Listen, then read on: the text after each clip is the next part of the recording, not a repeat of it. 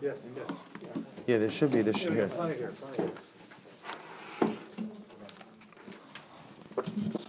All right. All right, Wilson, you'll feel free once the food is open. I can't even Rabbi Nachman can't compete with Erev Shabbos Chalent. Maybe the Ribbon Shalom can, not Rabbi Nachman. So I want to share with you really two beautiful pieces today from Vayikra that ultimately we'll see will weave together in a beautiful, beautiful tapestry. So let's take a look. Page 1 by paragraph A. So remember again, the parsha begins. We're actually going to spend some significant amount of time on this pasuk between today and tomorrow and Amir Hashem on Shabbos. So the pasuk says as follows: Daber b'nei Yisrael v'amart aleim. Speak to the Jewish people, say unto them, Adam ki yakriv mikem karban laHashem. If a person from amongst you, Yonah, thank you very much. Person from amongst you will go ahead and bring a carbon to HaKadosh Baruch Hu. Mina behema, mina bakar, mina ton takrivos karbanchem. So if you want to bring a carbon, where do you bring your carbon from? From bakar, from cattle, tzon, sheep, shall you offer up your carbon. So we'll say, if you take a look at paragraph A, so Rabbi Nachman says something so beautiful. Now, remember again, there's no lack of Torah on this pasuk, because there isn't, we'll say, please, take. There's incredible profundity in this. Someone has to be the Nachman ben Aminadav. Good. The Makom She'enish. So the Rebbe says something amazing. If you look at paragraph A, Adam Kyakru Mikem Karban LaHashem Min HaBehema. If a person, so remember again, the literal taich of the pasuk is if a person will go ahead and offer up from you a carbon to Hashem Min HaBehema. Writes the Rebbe, Iker Kavanos Klal Kala Karbanos Kedei Laha'alos Hanefesh Mechai L'medaber mibehema la'adam. See, Rabbi says the Rebbe something amazing. All of life is about a struggle between the guf and the nefesh. All of life is a struggle between physicality and spirituality. That's what it is. It's an ongoing, profound struggle. So ultimately, again, says the Rebbe, the entirety of existence, Iker klal kala kabanos, kedei lahalos hanefesh mechai l'medaber. So you're both saying in the world of, at some point somebody has to keep it. So in the world, so remember again, there are different dargas, there are different levels, ultimately again, of existence. There's what's called chai. So chai ultimately again means that something is alive. And then there's medaber. Medaber is a higher form. For example, a plant is chai.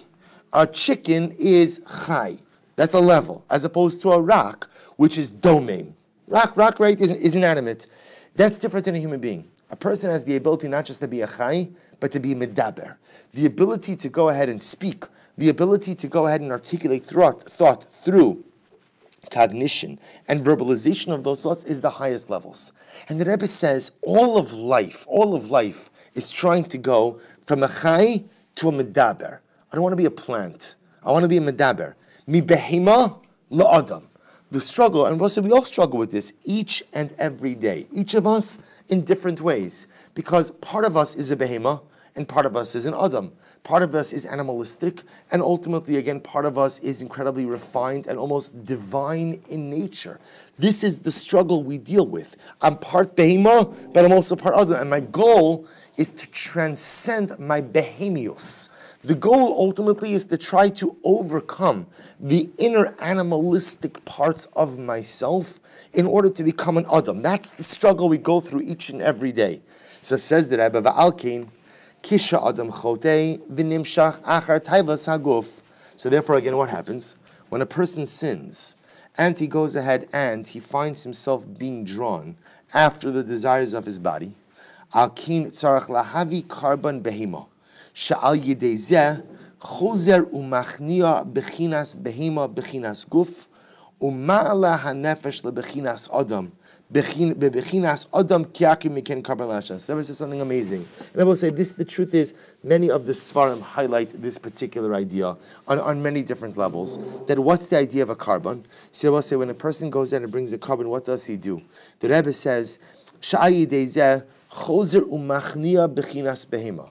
I will say, when I bring a carbon, when I bring an animal sacrifice, what I am doing is I'm offering, slaughtering, incinerating, offering up my behemios, my own animalistic tendencies and desires. And I will say, all of us struggle with this inner behemios. All of us struggle with these inner animalistic desires and wants. And there are certain parts of our behemios that just are what they are. For example, no matter how much I want to overcome the physical desire to have to eat, not going to happen. Not going to happen. I could refine it. I could channel it. I can infuse kedusha into it. But at the end of the day, I'm not going to overcome it. So there are different aspects of this behemios. There are certain animalistic tendencies that we could overcome and stamp out. There are other things, ultimately, again, that I can't overcome and stamp out, but I could channel in a different way. And says the Rebbe, this is the entire essence of a carbon. Al kain tzarech lahavi carbon behema. Therefore, I bring my carbon behema sha'al yedei zeh chozer umachnia bechinas behema bechinas guf uma'aleh hanefesh lebechinas adam. When I place that behema on the altar, ultimately, again, what am I doing? I'm going ahead and I'm lifting up, I'm offering up, I'm giving up my behemios. I'm saying, I don't want to be a two-legged animal. That's not how I want to go through. I don't want to be a two-legged. I want to say, there are two-legged animals in this world. There's a lot of two-legged animals in this world. People who just live their lives for the most base desires. I don't even mean like illicit things or better things. I will say, sometimes it's amazing to see what you see people run after and what you see people occupy themselves with. It's interesting that I spoke about this in a different shir this week. I find it very interesting, like from a psychological perspective, about how on social media people are so preoccupied with different inane details, like stupid details. Excuse me. I mentioned this I don't remember which I mentioned this in, but I was with someone who showed me a picture that his friend was eating dinner at a restaurant, and the shmendrik took a picture of his steak and he posted it on his Instagram. You tippish. What are you doing? What are you doing? What are you? Eat your steak and get out of there and go do something productive with your life. You're sitting there snapping pictures of a dead cow on your plate and you're posting it, and like somehow people. Now, the fact that the guy is a tippish and he did it, that's sad. The fact that he's got a whole bunch of followers, right, who are look at this. Really? You have no life? Mamish, you have nothing to do? You did all Taryag mitzvahs, you learned through Shas, Bavli, Yerushalmi, Shulchan Aruch, Mish, you did everything that you have time to look at someone else's steak? I'll say, but understand, the tragedy in it is, what I've done is we all eat, and the truth is there's nothing wrong with liking to eat, and there's nothing wrong with enjoying your food, and there's nothing wrong with taking pleasure in a good steak. Southern David was giving me eyes over there, right? There's nothing wrong with a good steak, right? It's absolutely okay. But I will say, but I have to keep it in perspective. Is this my pursuit? Once you're snapping pictures of it and you're posting it, wherever you're posting it, then I will say, already again, this is no longer just about eating. This is about behemius. Right? This is a little bit more carnal. This is a little bit more animalistic in nature. And so says the Rebbe, so much of life is this incredible struggle. There are certain animal-like things that I have to do, but I have to try to refine them. Says the Rebbe, that's the essence of the carbon. I go ahead and I place the animal on the mizbeach as if to say, I don't want to be a behemoth. I want to be an adam. I don't want to be what the Rebbe calls a chai. I want to be a medaber. I don't want to be the behemoth. I want to be the adam. And the Rebbe does something amazing. And I will say, this is really the kunz of this incredible idea. He says, this is the pshat in the pasuk. I will say, you don't have the entire pasuk on your sheet. I apologize. But the way the pasuk reads is as follows. The pasuk reads, just hear this. Daber el b'nei Yisrael amarta aleim adam ki yakriv miken karban la'Hashem. So again, the way we translate it is, adam, if a person will offer from you a carbon to HaKadosh Baruch Hu, min ha-behema, min ha-bakar, min ha-tzon takrivas carbon chem. Rabbi Nachman says you have to read the pasuk a little bit differently. So this in general is one of the most beautiful aspects in Hasidic literature, the ability to kind of move around the punctuation a little bit. And in doing so, recognizing the incredible, profound, and nuanced messages. The Rebbe reads the pasuk like this. Daber el b'nei Yisrael v'amarta alehem. Adam. Do you want to be an Adam? Do you want to be an Adam? Or do you want to be a behemoth? It's a choice each of us have to make. I want to be an Adam. How do you become an Adam? Ki yakriv mikem karban la'Hashem. You have to give something up. What do you have to give up in order to be an Adam? Min ha-behemoth. You have to be willing to give up your behemios. You have to be willing to give up the animalistic aspects of your persona. Mina bakar, mina tzon. Ultimately, again, I will say, some of us are big animals like bakar, right? Some of us are smaller animals like tzon. Some of us are more steeped in behemius. Others are less steeped in behemius. But most of us struggle with some level of animalistic desires and wants. And I will say, some of them I could just go ahead and totally obliterate. Others I have to channel. But says Rebbe, that's the message. It's an incredible way to read the pasuk. Adam, it's a choice you have to make. Do you want to be an Adam? If so, you have to live by this mantra. Ki yakriv mikem karban la'Hashem min ha'behema min ha'bakar min ha'tzon takivas karbanchem. Are you willing to give up your behemius? And if you're willing to give up your behemius, then you could be an Adam. But if you're too interested in remaining steeped in the behemius of life, if I'm going to remain just steeped just in the mundane, fleeting things, which I share in common with the animal kingdom, then I'll be a behema, I'll be ultimately a chai, but I'll never be a medaber, I'll never be an Adam. That's what the Rebbe is teaching us. The word Adam is a statement. If you want to be an Adam, then it's ki yakriv miken karban la'Hashem. But the Rebbe then goes on. It's also, if it's the Adam, right? It's also a reason why it's Adam and not Ish in that case, because there's a discussion on that, right? So the Adam is still not the level of the Ish. 100%. So if you want to be above the Behema, you get to the Adam. 100. Excellent. Right? There's meaning, right? Even Adam itself. I would take that even a step further.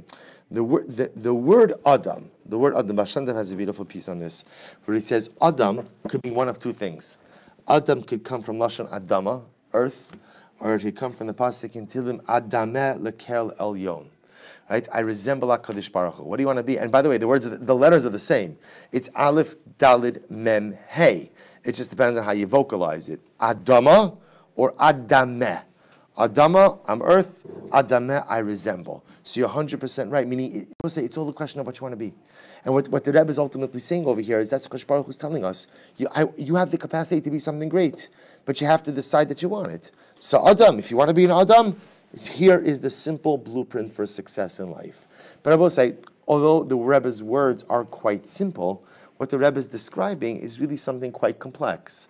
The notion of going ahead and giving up your behemius, the notion of sacrificing your behemius, the notion of putting your inner behema on the altar and kind of purging yourself of those animalistic wants, desires, and proclivities, it's easy to read about, right? It's easy to learn about. It's much more difficult to practice. So the Rebbe advances another piece. Mostly if you turn the page over. So the next section, these psukim don't follow each other, but this is in the beginning of Parak Beis, the beginning of second chapter in Vayikra. So the pasuk over here discusses the karban mincha, and the Torah says by the karban mincha, v'nefesh ki sakriv karban mincha la'Hashem solas yihiyeh karbano. If a person wants to offer up a meal offering, a karban mincha, so we'll say, remember again, a karban under normal circumstances, so a karban ultimately comes from an animal. In these particular circumstances, if a mincha, the karban is not an animal, rather karban is a mincha. It's flour together with oil, good. Rabbi Nachman says something amazing. Paragraph C. Perish Rashi, lo ne'emar nefesh ela b'mincha. So we'll say Rashi actually makes a very interesting observation. The pasuk says, nefesh ki sakriv karban mincha. If a nefesh, which literally means what? A soul, will offer up a karban mincha. So Rashi HaKodesh points out, why is it that the Torah uses the lashon of a soul by mincha? Yet again, as Israel pointed out, it uses the lashon of Adam, ultimately again earlier on. Right? Why don't you use the same lashon? Either use nefesh everywhere or Adam everywhere. Nefesh, of course, is a much holier word to use for man. So why does it use nefesh by mincha? So the Rebbe says something amazing. Perish Rashi, lo ne'emar nefesh ela b'mincha. It only says nefesh by mincha. Mi darko lahakriv mincha. Because we'll say, who brings a karban mincha? Ani. Remember again, who brings a karban mincha? We'll say only someone who can't afford an animal, right? If you could afford it, you normally bring an animal offering. If you're poor and you can't, that's when you bring the karban mincha. So the Rebbe says, ma'ale ani anov kilu hikriv nafsho. So the Baruch Hu realizes the ani is impoverished. All he has is the ability to bring the meal offering. That's all he has the ability to do. And he musters up all of his resources and he brings the meal offering. HaKadosh Baruch Hu says, when you do that for me, that is so precious, that is so dear to me. HaKadosh Baruch Hu says, nefesh ki sakriv karban mincha. that to me, when you give me that meal offering, it's as if what? It's as if you've dedicated to me. It's as if you've offered up to me your very soul. Shabbos, just to give you the simple mashal of this, it's the same. We've spoken about this many times. When someone you love does something for you, right? Your child makes a project for you and brings it home, right? And of course, everyone says, "Oh, it's so beautiful. It's so wonderful." And in your mind, you're thinking to yourself, how long do I have to hold on to this until I throw it out, right? I mean, what's the shelf life of this project over here until I have to? I will say, but yet again, you can't bring yourself to do anything with it. Why? Because your child put their heart and their soul. They can't produce, that child at that young age can't produce anything more refined. And in fact, in the coloring outside of the lines and the uneven cuts, you see the nefesh, you see the soul. HaKadosh Baruch Hu says, Ani, I know, Pauper, I know how much you want to bring a carbon, but you can't. You can't afford it. So the most you could do is you could go ahead and you could bring me this meal offering. I appreciate that just as much as if you gave me your soul in its entirety. That's the lashon of nefesh. Zeh bechinas ratzon v'shtokikos chazak b'mesiras nefesh. Kadosh Baruch Hu understands. I will say, it's an interesting thing that you see this theme many times throughout the Torah. How Kadosh Baruch Hu realizes that sometimes the way it works is, obviously, I guess it's kind of intuitive. The more you have, the easier it is to give. And sometimes the more you have, the easier it is to give, the less meaning you even attach to those acts of giving. Masha'in kain, the less you have, if you force yourself to give, although the item might have less intrinsic value, there is so much more emotional value attached to it. You know where we see this? This is the Mishnah Maseches Bikurim, where the Mishnah says that the rich people would bring their Bikurim in the gold baskets, the paupers would bring them in reed baskets, and amazingly enough, the Kohanim would give back the gold baskets to the owners, and they would keep the reed baskets. So the Gemara says, "What's going on?" Mishnah says, "What's going on over here?" Elamai, HaKadosh Baruch Hu said, "I love those reed baskets." Because the truth is, for the Ashir, a gold basket, it's beautiful, it's incredible. He's got 5 more at home. It's not such a big deal. And even if he has no more left at home, he's got plenty of money. The Ani, who knows what he had to do in order to fashion that reed basket? There's a beauty in that. Sometimes I will say again, when the person doesn't have and they push themselves to give, that gift represents what the Rebbe calls bechinas ratzon v'shtokikos chazak b'mesiras nefesh. There's an incredible yearning, an incredible self-sacrifice. Paragraph D. Because we'll say in general, it comes to other karbanos made up of animals and birds. You do smicha on them, you shecht it. So we'll say, remember again, and this links back to what we just said before. What are you doing when you offer up a carbon? Right? What is it that you're doing? What's the process? So the process ultimately is I'm taking my animalistic tendencies, my Yetzer Hara, and I'm saying, Kadosh Baruch Hu, this is not who I want to be. I'm putting it on the altar. I'm taking it out of my life and I'm putting it on the Mizbeach, and it's going to go up in smoke to the heavens. I don't want this anymore. So the offering of a carbon, positive Rabbi Nachman, is essentially a removal of your Yetzer Hara, a removal of the evil inclination, or aspects of it, a removal of your behemius. So the Rebbe says, listen to this. But interestingly enough, so what happens with a regular carbon? I take the animal, which represents my behemius, which represents, again, the animalistic wants and desires, represents the Yitzhar. What do I do? What do I do with it? I slaughter it. And the statement I'm making is, this is not the person I want to be. This is not the person I want to be. I don't want to be defined by these animalistic tendencies and desires. But when it comes to the carbon mincha, the meal offering of the pauper, there's no shchita, right? There is no shchita, of course, that takes place. Vehi bechinas carbon ani. Ein ani element adas. So the Rebbe says sometimes when we talk about an ani, we often assume that it's referring to a pauper, a financial pauper. But the truth is, who's the greatest pauper? An ani min adas. One who doesn't have intellect or understanding. Paragraph E. Hainu mishu ani b'ma'asim tobim. Ve'ein bo das lizboach es yisro legamrei. V'afal pikein hu rotze lahakriv karban lahashem. But say, get ready for this. Says Rabbi Nachman, this is incredibly amazing. Who is the ani in this sacrificial context? The ani is the person, right? How do we define the ani? He's the guy who can't bring the animal offering. But so what does it mean he can't bring the animal offering? HaKadosh Baruch Hu, I love you, but I just can't get rid of my inner animal. I can't do it. I can't do it. For whatever the reason, I'm too attached to it. I'm scared. It's too many lifestyle changes. Whatever it is, I know what I have to do. I know that I should be bringing the carbon from the bakar and the tzon. I just simply can't do it. So is there a place for me? I'm not yet up to bringing animal offerings, animal sacrifices. But the shaila is there a place for me to go ahead and be able to do something to connect with you? So listen to this. Va'afal pikein, who wrote to lahakriv karban Hashem. I will say, but the ani, then I say, Kosh Baruch Hu, I can't bring an animal offering. I'm not ready to offer up my behemoths. I'm not ready to go ahead and part ways with my inner animal. I'm not ready to shecht my yitzhara. But I'd like to do something. I'd like to come close to you in some way. So let's listen to this. Nasna la'atara itza sheyakriv es nafsho hainu ritzono. Sechadish Baruch Hu says, it's okay. I have an opportunity for you. Shezeu, what's the opportunity for you? The carbon mincha. Shezeu bechinas carbon mincha shene'emar ba nefesh shehi carbon ani she'im ba shum shchita. V'afa pikein paragraph F. Hi yikarehi ma'od be'eni Hashem yisbarach me'achar sheritzono chazak kol kach la'Hashem yisbarach ad shegam hu ba'aniyuso hagedola eino monea es atzom elahakriv carbon l'shabosei. Get ready for this. This is going to blow you away. Says the Rebbe. So now you begin to see a continuum. We spoke about the carbon of the bakar and the tzon, the carbon of the behemoth. But that says, hey, you know what? I'm not on that level. I can't sacrifice my inner animal. I just can't. For whatever the reason, what's my place? Shechadish Baruch Hu says, bring a carbon mincha. Rebbe say, what does the carbon mincha represent? So remember again, the Torah when describing the carbon mincha calls it nefesh ki sakriv. Why? Because what does the Shechadish Baruch Hu see when the ani brings the mincha? What does the Shechadish Baruch Hu see? What does he see? He sees a yearning. The ani would bring more. If what? If what? If he had more.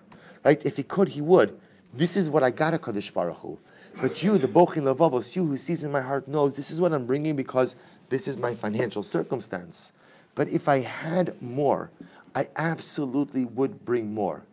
And HaKadosh Baruch Hu says, your desire to be more, even if you're not yet more, is so incredibly meaningful to me.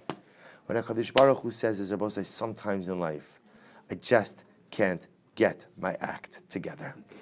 But if I want to get my act together, if I yearn to get my act together, that counts for something in the eyes of HaKadosh Baruch Hu. So Rabbi says, if we bring this all together, it turns out that we have these incredible bookends of karbanos. On one hand, Adam kiyakriv miken karban l'Hashem. Rabbi says, if I want to be an Adam, there's only one path to becoming an Adam, and not Adam from Adama, but Adam fra Adameh. And Rabbi say, how do I get there? Ki yakriv mikem karban la'Hashem min abaka min atzon takrivos karban chem min abehema. I have to, Rabbi say, I have to figure out what are the things that are making me more animalistic in my life. What are the things ultimately, again, which are depriving me from my humanity? And how do I offload them? How do I excise them? How do I get rid of them? Rabbi said the way to become an Adam ultimately, again, is by getting rid of your inner behema. But what happens if I'm not on that level? What happens if I just can't get there yet? So what does the pasuk say if you can't get there yet? V'nefesh kisakriv karban mincha. Kadosh Baruch Hu says, just like when the ani brings his meal offering, it's so meaningful to me. Why? Because it's what he can do. It's the best he can do in the circumstances he has. And Kadosh Baruch Hu says, I see his yearning.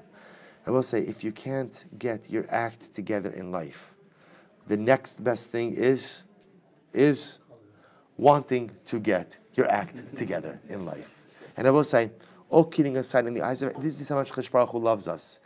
If you can't get it right, at least have a desire to get it right.